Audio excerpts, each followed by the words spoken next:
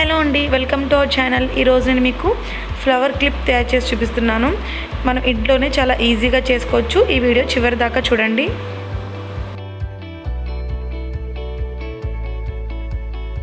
ముందుగా మనం ఒక క్లాత్ తీసుకోవాలి. రౌండ్ షేప్ తీసుకోవడం కోసం మనం ఒక క్లాత్ తీసుకుని దాన్ని 4 మడతలు వేసుకోవాలి. మనకు ఒక చిన్న క్లాత్ అయితే సరిపోతుందండి. ఇంట్లో మనం వాడని బ్లౌజ్ పీసులు లాంటివి ఉంటాయి కదా, గోల్డ్ కలర్ షిమ్మరీ క్లాత్స్ అలాంటివి అనమాట. ఇలా 4 ఫోల్డ్ చేసుకుని ఎక్కడెక్కడైతే ఫోల్డింగ్స్ ఉన్నాయో అక్కడ మనం సిజర్తో కట్ చేసుకోవాలి. మొత్తం మనకి 5 పొరలు కావాలన్నమాట. 5 పొరలు వస్తే మనకి 5 రౌండ్లు వస్తాయి. ఇలా మనం రౌండ్ షేప్లో కట్ చేసుకోవాలి. మీకు కొంచెం చిన్నది కాకుండా కొంచెం పెద్ద రౌండే తీసుకోండి. ఈ మాత్రం సైజ్ అయితే సరిపోతుంది.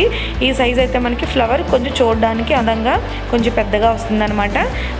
చిన్నదైతే అంతగా అందంగా ఉండదు. ఇలా మనం 5 రౌండ్లు తీసుకోవాలి. తీసుకుని వీటితో మనం ఫ్లవర్ చేసుకోవాలి. ఇప్పుడు ఫ్లవర్ ఎలా చేయాలో చూపిస్తాను.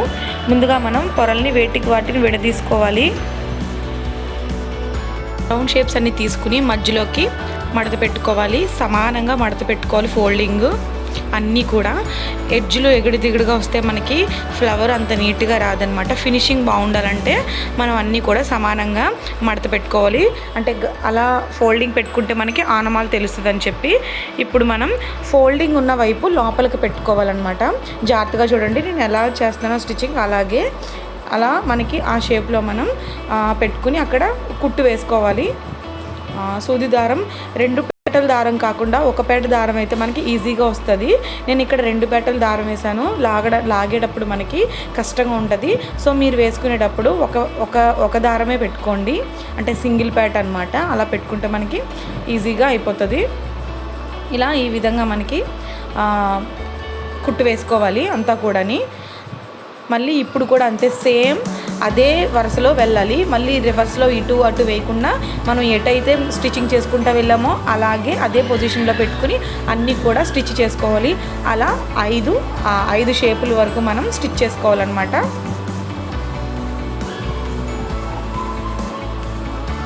చూసారు కదా, అన్నీ కూడా మనం ఈ విధంగా స్టిచ్ చేసేసుకోవాలన్నమాట. ఇప్పుడు మనం ఎటువైపు అయితే కుట్టుకుంటూ వెళ్ళామో దానిని లోపలికి మడిచిపెట్టుకోవాలి. నేను చూపిస్తున్న విధంగా నేను అటు నుంచి కుట్టుకుంటూ వెళ్ళాను కాబట్టి దానిని లోపలికి మనం మడుచుకుని పైన దాన్ని స్టిచ్ చేసుకోవాలన్నమాట. ఈ విధంగా సేమ్ మనం ఇప్పుడు ఎలా అన్ని స్టిచ్ చేసుకున్నామో దీన్ని కూడా అలా స్టిచ్ చేసేసుకోవాలి. ఆ స్టిచ్ చేసేటప్పుడు అన్నీ ఒకే లైన్లో వచ్చేలా చూసుకోండి. ఒకటి లోపలికి ఒకటి బయటికి కాకుండా అన్నీ వరుసగా రావాలన్నమాట. అప్పుడు మనకి ఫ్లవర్ కరెక్ట్గా వస్తుంది. ఈ విధంగా చూపిస్తున్న విధంగా అన్నీ కూడా మనం స్టిచ్ చేసేసుకోవాలి.